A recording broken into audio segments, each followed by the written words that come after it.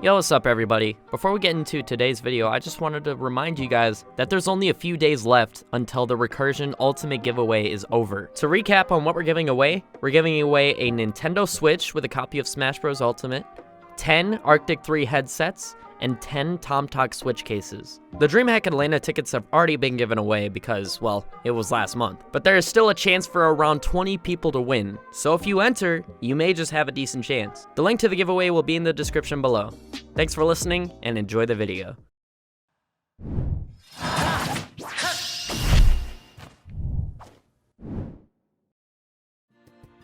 Hello ladies and gentlemen, and welcome to the very first edition of Useless Tech in Smash Bros. Ultimate. If you've been watching my channel for a while, you may remember I've done this with Smash 4, and there was a lot of positive feedback on it. Personally, I thought I did awful with those videos, but that's beside the point. Today, we have a lot of things to cover. So grab your popcorn, grab a tea, grab your favorite Elmer's Glue popcorn dressing, and let's get into episode 1 of Useless Tech. So our first bit of tech today is going to be with Game & Watch, and I actually have 2 things to show off from him which are equally as wacky.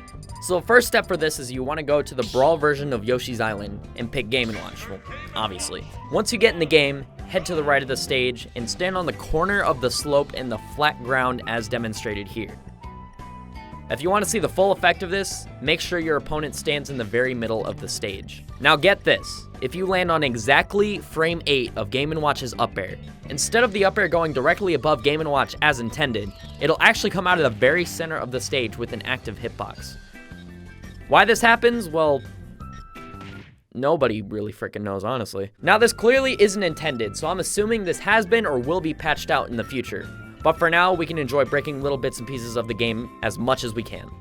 So this next one you guys may have already seen. It's been on Twitter like everywhere pretty much. So normally if you use Game & Watch's bucket, you're stuck in one spot holding the bucket out until you let go.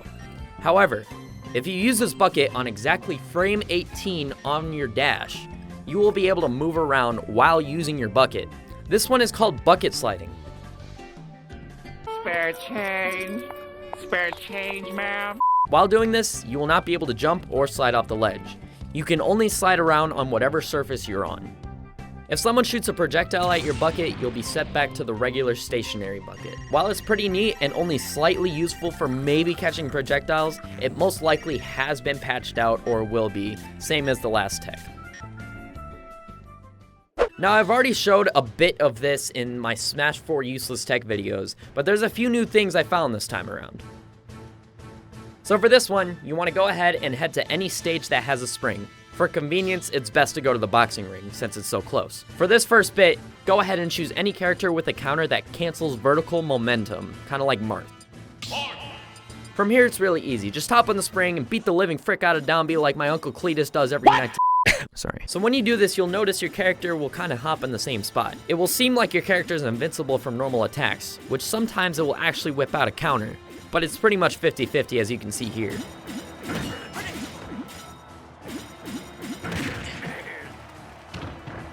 To add on to the spring cancel shenanigans, you can also spam directional air dodge downward, or wave dash downward, if you will, to make your character just bounce in place. To me, this looks like your character is just kind of, you know, hyped up on some, But if you look in a more pure and positive way, they just look really happy. Like, look at Pichu, he looks like he just got a poppin' fresh out the oven. Like, ah! Another thing you can do with spring momentum canceling is hop in place using downers with Kwon. This also works with any other character whose move sends you downward.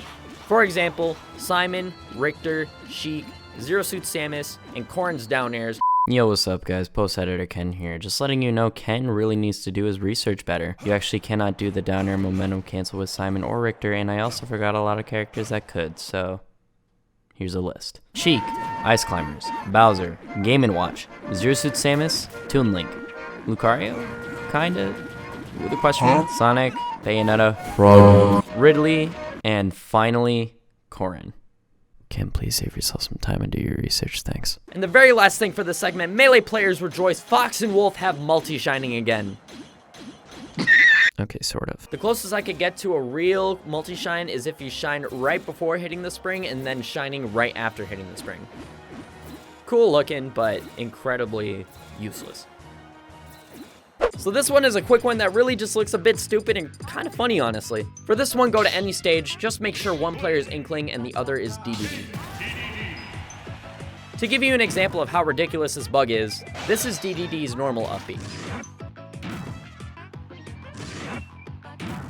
And this is his up B while standing on Inkling's paint. He goes from a completely standard normal up B to just absolutely erasing himself from Smash's existence. As he should, but like... Anyway, let's continue. So this is something I actually low-key sort of knew about, but I've never really experimented with. For this one, you could go typically any character, but I discovered originally you could do this with Ganon, so I'll just be sticking with him. Just make sure you go to the stage Skyworld. So this is a tech I like to call Turbo Burst.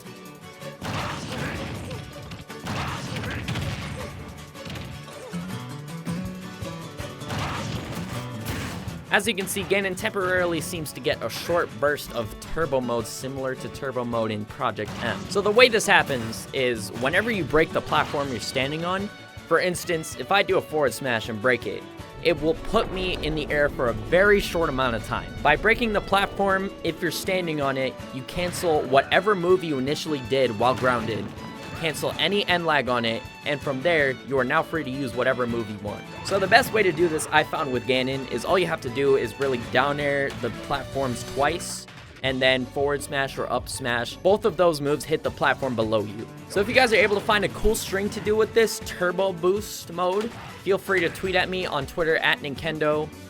And I mean, for anyone else watching, if you want to follow me there too, that'd be great. Now for the very last bit of tech for this video, you can use any character and any stage. Now, if you've been watching me for a while, you know that I do this thing a lot called shield dancing, which is basically just shielding and tapping up on the control stick a ton. I thought I found the most optimal way to do this technique, but boy, was I wrong. Normally, if you press different directions while shielding, you'll either do a roll or a spot dodge or something else like that. However, if you hold the B button or whatever you have set to specials and then shield, you can move the shield and bounce it however you want to.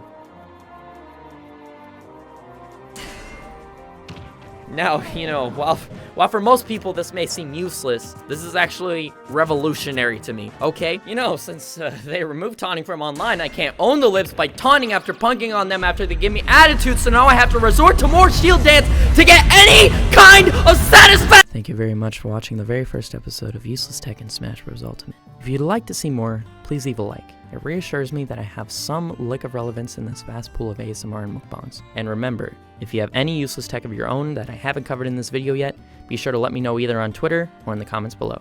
Thank you all for watching, and I'll see you in the next video.